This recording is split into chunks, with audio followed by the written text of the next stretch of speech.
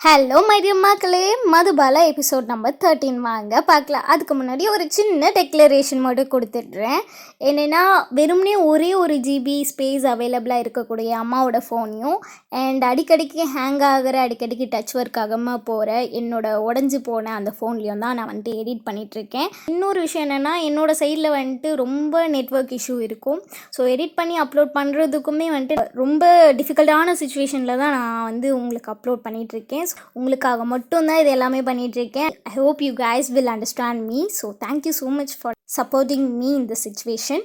So அப்படியே எபிசோட்குள்ளே போகணுன்னா, மது பயங்கரமாக யோசிச்சு பார்க்குறாங்க அக்காவோட சிச்சுவேஷன் பற்றி அண்ட் அவங்களோட கனவுகளை பற்றியும். அவங்க நேற்று சொன்னதை நினச்சி பார்க்குறாங்க. நான் எப்படி உயிரோடு இருப்பேன், என் கனவெல்லாம் உடஞ்சிடுச்சுன்னா நான் எப்படி நடமாட முடியும், அதெல்லாம் சொன்னதெல்லாம் நினச்சி பார்க்குறாங்க. இப்போ நடக்கிறது எதுவுமே சரியில்லை, இது நடக்கக்கூடாது, கண்டிப்பாக நான் உன்னை காப்பாற்றுவேன், இந்த சுச்சுவேஷன்லேருந்து நான் உன்னை எப்படியாச்சும் எஸ்கேப் பண்ணி விடுறேன் அப்படின்னு சொல்லி இவங்களும் யோசிக்கிறாங்க. ஸோ இவங்ககிட்ட பேக்கப் பிளான் ஏதோ வச்சு இருக்காங்க போல். அப்படியே நெக்ஸ்ட் டே மார்னிங் ஆகுது. இங்கே காலனியாக தான் காட்டுறாங்க. எல்லாமே பரபரப்பாக போயிட்டுருக்கு. ஐயோ கடவுளே, இன்னும் எவ்வளோ வேலை இருக்குது, என்ன பண்ணுறதுன்னே தெரியல. மது மாலிக்கிட்ட ஸ்வீட்ஸ் வாங்க மறக்காதுன்னு சொல்லு.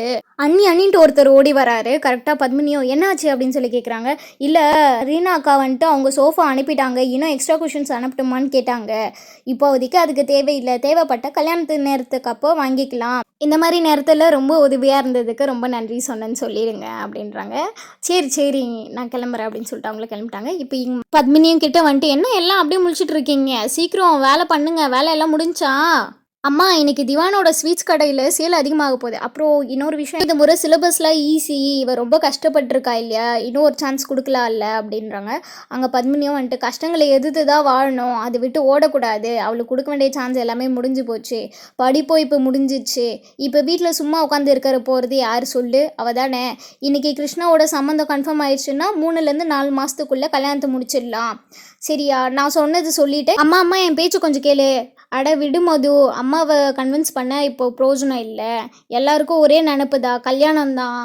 அம்மா குக்கரில் சாப்பாடு வச்சுருக்கேன், கரெக்டாக பார்த்துக்கோ, சமோசாலாம் வந்துட்டுருக்கு, நான் போயிட்டு கிருஷ்ணா போட்டுக்க ட்ரெஸ் எடுத்துகிட்டு வரேன். அம்மாவும் போயிட்டாங்க. எங்கள் மதுவும் அம்மா எதுவுமே சொல்லாமல் போகிறாங்களே அப்படின்னு சொல்லிட்டு அவங்களும் காவலையோடு பார்த்துட்டு இருக்காங்க. எங்கள் அக்கா உனக்கு சொன்னால் புரியாதா, நான் நேற்றே சொன்னல அம்மா எதுவும் கேட்க மாட்டாங்கன்னு சொல்லிட்டு. இப்போ என் வாழ்க்கை தான் இங்கே இடிஞ்சு போச்சு, மொத்தமாக போயிடுச்சு.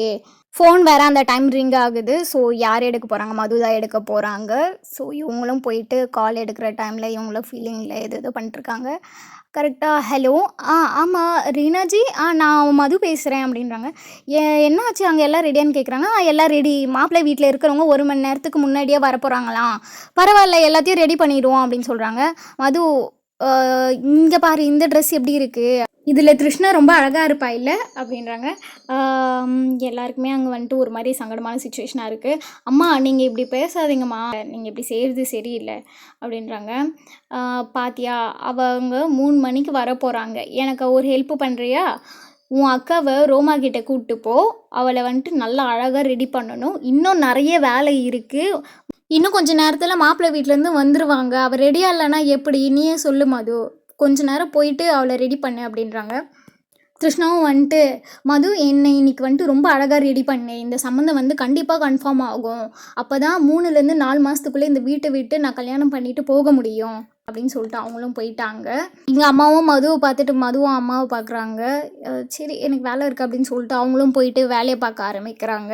இங்கே மதுக்கு ஒரு மாதிரி நேற்றே அவள் சொன்னா இந்த மாதிரி பண்ணியிருக்கக்கூடாதோ அப்படின்னு சொல்லிட்டு ஒரு மாதிரி கில்ட்டியாக இருக்காங்க. இங்கே அக்காவும் ரோமா ஒரு ரூம்குள்ளே ட்ரெஸ்லாம் எடுத்துகிட்டு ஒரு மாதிரி ஃபீல் பண்ணி உட்காந்துட்ருக்காங்க. கனவே உடஞ்சி போன ஃபீல் இருக்கும் பார்த்தீங்களா, அப்படி. இங்கே ரோமாவும் உன் அம்மா தாண்டா சரி, நம்ம 2 பேருமே தப்பு தான், என் வாழ்க்கையில் என்ன எவ்வளோ தடவை தப்புன்னு நிரூபிச்சிருக்காங்க தெரியுமா, ஆனால் இப்போ பாரு என் லைஃப் எந்த நிலமையில இருக்குது பார்க்குறல்ல, உன் அம்மாவோட பிடிவாதத்தை யாராலையும் தடுக்கவே முடியாது, உன் அம்மா ஒன்று சொல்லிட்டா அது அவ்வளோதான், ஆனால் நான் என் வாழ்க்கையில் எடுத்த முடிவு ஒன்றும் தப்பு இல்லை, இன்னும் கல்யாணம் நடக்கலை இல்லை, மாப்பிள்ளை இன்னைக்கு பொண்ணு பார்க்க தானே வரான், என்ன தான் நடக்குதுன்னு பார்ப்போம், அப்படின்றாங்க. என் வாழ்க்கையே போச்சு, எல்லாமே உன்னால தான், என்னோட கெரியர்லேருந்து எல்லாமே கெடுத்தது நீ தான். உனக்கு ஒரு விஷயம் தெரியுமா, நான் ஆர்கேவோட மூவியில் வந்து ஹீரோயினாக பண்ணணும் அப்படின்னு நினச்சேன். அக்கா அது வந்துட்டு நானும் ரோமாவும் வந்துட்டு எங்களுக்கு வந்து இந்த பையனை பிடிக்கல சொல்லிடுறோம் சரியா அப்படின்றாங்க. நிறுத்து, ஆனால் எனக்கு அந்த பையனை பிடிச்சிருக்கு, அவனை பார்க்குறதுக்கு முன்னாடியே வந்துட்டு எனக்கு இந்த கல்யாணம் நடக்கும்னு தோணுது, கேள்வி இந்த விஷயத்தில் வந்து நீ இனிமேல் எதுவுமே பேசக்கூடாது அப்படின்றாங்க. எல்லாருமே வாயடிச்சு போய் நிற்கிறாங்க. தயவு செஞ்சு நான் அப்பயே சொன்னேன் உன்கிட்ட, நான் வந்து அம்மா வந்து இதுக்கெல்லாம் ஒத்துக்க மாட்டாங்க, பொய்யாவே இருந்திருக்கோம், என்னைக்காச்சும் தெரிஞ்சுட்டு போயிருக்கோம், நான் சொன்னதை நீ எங்கே கேட்ட, நீ தான் கேட்கவே இல்லையே, இப்போ என்ன அம்மா உன்னை எனக்கு ரெடி பண்ணுறதுக்காக தானே அனுப்புனாங்க, வந்து ரெடி பண்ணி தொலை அப்படின்றாங்க. அப்படியே இங்கே சீன் கட் ஆகி அங்கே வந்துட்டு அம்மாவை காட்டுறாங்க. அம்மா வந்து சோஃபா, கர்டைன்ஸ், பில்லோ எல்லாத்தையுமே வந்து ரெடி பண்ணிகிட்ருக்காங்க. அந்த நேரம் மாலிக் வந்துட்டு எதையும் வாங்கிட்டு வந்திருக்கிறாரு. நீங்கள் என்ன வாங்கிட்டு வந்திருக்கீங்க அப்படின்னு சொல்லி கேட்குறாங்க. இது வந்து புது கிளாஸும் பிளேட்ஸும், வீட்டுக்கு விருந்தாளி வர போகிறாங்கல்ல, அதனால் எல்லாம் நல்லா இருக்கணும்ல, புதுசாக இருக்கணும்ல, இந்தாங்க பிடிச்சிக்கோங்க அப்படின்றாங்க. எடுத்துன்னு போய் கிச்சனில் வைங்க, மற்ற வேலையெல்லாம் நான் பார்த்துக்கிறேன், நீங்கள் ஒன்றும் கவலைப்படாதீங்க அப்படின்னு சொல்லிட்டு அவங்களும் கிளம்புறாங்க. ஸோ அந்த டைம் வந்துட்டு மாப்பிள்ளை வீட்டில் இருந்து வந்துட்டு 3 மணிக்கெலாம் வந்துடுவாங்க. நம்ம இன்னும் எதுவுமே ரெடி பண்ணலையே அப்படின்றாங்க. கண்டிப்பாக பார்த்துக்கலாம், அதில் ஒன்றும் ப்ராப்ளம் இல்லை, எல்லாமே ரெடி ஆகிட்டுருக்கு ஆல்மோஸ்ட். கட் பண்ண இங்கே த்ரிஷ்ணா ரெடி ஆகிட்டு இருக்கிறத தான் கட்டுறாங்க. அப்போ வந்துட்டு ரோமாவும் சொல்கிறாங்க, இவ்வளோ சீக்கிரம் வந்து கல்யாணம் பண்ணி வைக்கிறது சரியில்லை, என்ன தான் சொன்னாலும் பத்மினியும் வந்து கேட்க மாட்டேன்றாங்க, நம்ம இப்போ என்ன தான் பண்ணுறது, இப்போது இவளோட ஆசையும் வந்துட்டு சூப்பர் ஸ்டார் ஆர்கே கூட தான் நடிக்கணும் அப்படின்றாங்க. ஆமாம், ஆர்கே நான் கல்யாணம் பண்ணிட்டு போயிட்டேன்னா ஆர்கே கூட நடிக்கவும் முடியாது, என் கெரியரும் லாஸ்ட் ஆயிரும், அவ்வளோதான். ஆர்கே வந்து எவ்வளோ பெரிய ஸ்டார் தெரியுமா, அவர் கூடலாம் வந்துட்டு ஹீரோயின் சான்ஸ் அதுக்காக எவ்வளோ ட்ரை பண்ணுவேன் தெரியுமா, எவ்வளோ ட்ரை பண்ணிகிட்ருக்கேன் இப்போது, ஆனால் அது எல்லாமே வந்து ஒரு நொடியில் வந்து முடிய போகுதுன்னு நினைக்கும் போது தான் ரொம்ப கஷ்டமாக இருக்குது அப்படின்னு சொல்லி ரொம்ப ஃபீல் பண்ணி அழுகுறாங்க. ஸோ இவங்க கனவுலே வந்துட்டு ஆர்கே வராருன்னா அந்தளவுக்கு எவ்வளோ இன்வால்வ்டாக இருந்திருப்பாங்க. ஆக்டிங் வந்துட்டு என் உயிர், என் ப்ரொஃபஷனே அதுதான், என்னோடய வேலையே அதுதான், எனக்கு வந்து மொத்த இதுவுமே அதுதான் அப்படின்னு சொல்லிட்டு ரொம்ப அழுகுறாங்க. என்னால் ஏன் எதுவுமே பண்ண முடியல, அம்மாவோட முடிவை மாற்றிக்க மாட்டாங்களா, கொஞ்சம் கூட யோசிக்க மாட்டாங்களா என்னை பற்றி, ஏன் அம்மா அப்படி இருக்காங்க அப்படின்னு சொல்லிட்டு இருக்கும்போதே வெளியில் வந்து ஹார்ன் சவுண்ட் கேட்குது. கண்ணா எழுந்துரு, இவங்க வந்துட்டாங்க போல், நீ தான் சரியாகணும், இப்போ ஒன்றும் ப்ராப்ளம் இல்லை, வந்து பார்த்துட்டு என்ன சொல்கிறாங்கன்னு பார்ப்போம், எல்லாம் ஒன்றும் கவலைப்படாத, சரி வாடா, அவங்க போயிட்டு என்ன எப்படி யார் அவங்க தான் வந்திருக்காங்களான்னு போய் பார்க்கலாம். இவங்களும் போய் பார்க்குறாங்க. ஸோ அந்த டைம் இவங்க ரொம்ப அழுகிறத பார்த்து மதுவும் வந்துட்டு ரொம்ப கில்ட்டியாக ஃபீல் பண்ணுறாங்க. ஓ நம்மளால தான் இந்த மாதிரி ஆயிடுச்சோ, மது தான் ஆறுதலாக இருக்காங்க. ஸோ இங்கே மாப்பிள்ளை வீட்டாருங்களும் வந்துட்டு வீட்டுக்கு வழி தெரியலன்ட்டு பத்மினி மாலிக்கோட வீடு எங்கே இருக்குது, த்ரிஷ்ணாவை பொண்ணு பார்க்க வந்திருக்கோம் அப்படின்னு சொல்லி தேடிட்டு இருக்காங்க. இங்கே ரோமா வந்துட்டு அவங்க தான்ப்பா வந்துட்டாங்க அப்படின்னு சொல்கிறாங்க. ஸோ அப்படியே வந்து மதுவும் வந்து எட்டி பார்க்குறாங்க. ஸோ அங்கே அந்த வீடு தாங்க அப்படின்னு சொல்லி அவங்களும் கை காட்டிகிட்டு இருக்காங்க. இங்கே மதுவும் இது த்ரிஷ்ணாவுக்கு செட் ஆகிற சம்மந்த மாதிரியே தெரியல, அவங்க ஏதோ டிஃப்ரெண்ட்டாக இருக்காங்க, அங்கே பாருங்கள், இல்லை இவ என் ஹீரோயினுக்கு செட் ஆகிற மாப்பிள்ளை மாதிரியே தெரியல, அங்கே பாரு பிறகு பார்த்துட்டே வரான் அப்படின்னு சொல்லிட்டு அவங்களும் கலாய்ச்சிட்டு இருக்காங்க. அங்கே பாரு அவங்க அம்மா அப்பாலாம் எவ்வளோ குண்டு குண்டாக இருக்காங்க பாரு அப்படின்னு சொல்லிட்டு, இல்லை என் ஹீரோயினுக்கு செட் ஆகிற மாப்பிளே இல்லாமல் அப்படின்னு சொல்லி ஸ்ட்ராங்காக பிலீவ் பண்ணுறாங்க. இங்கே பத்மினியும் ஓடி வந்துட்டு மாலிக் அவங்க மாப்பிள்ளை வீட்டிலேருந்து வந்துட்டாங்க, போய் வரவேறுங்க, வாங்க வாங்க அப்படின்றாங்க. உள்ளே வரலாமா அப்படின்னு சொல்லி கேட்குறாங்க. வணக்கம் உள்ளே வாங்க அப்படின்றாங்க.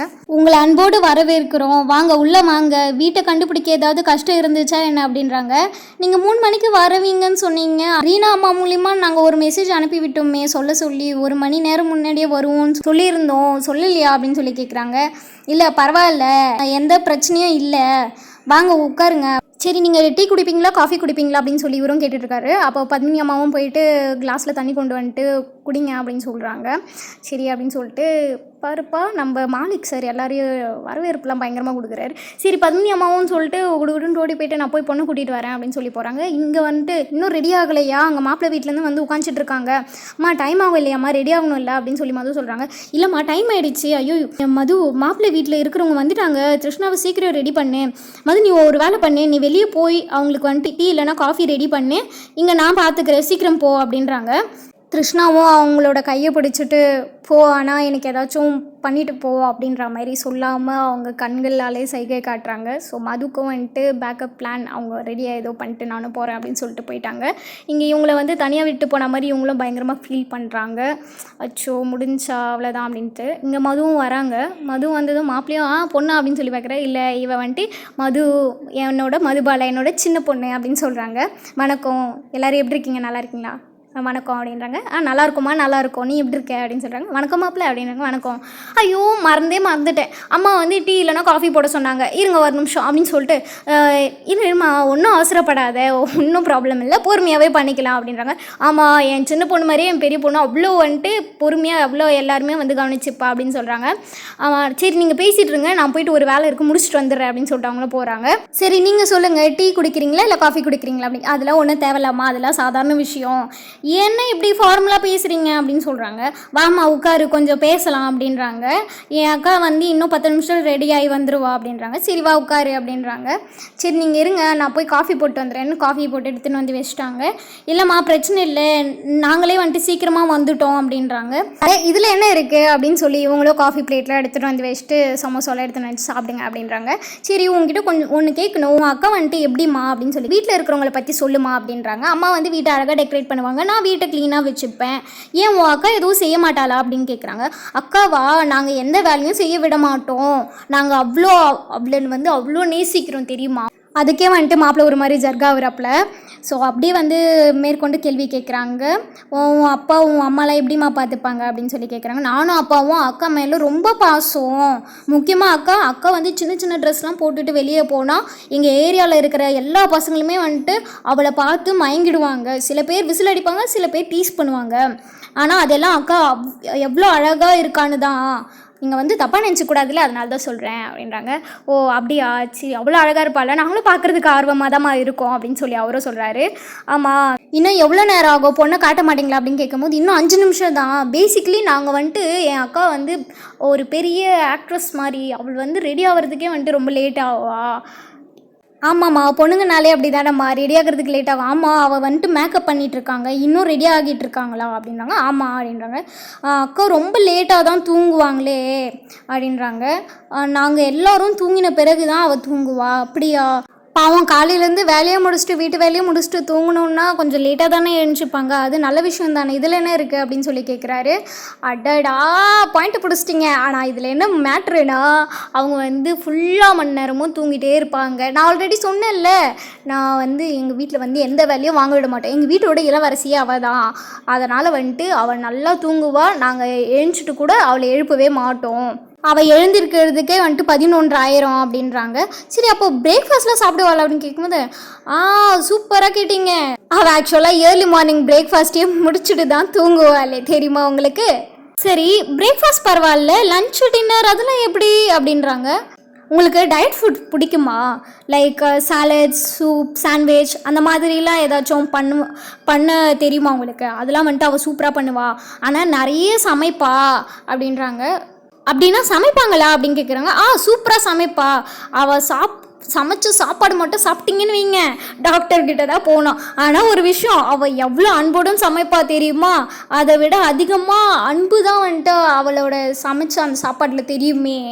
நீங்கள் போதும்னு சொன்னால் கூட விட மாட்டா, அவள் வந்து அன்பால் ஊட்டி விடுவா.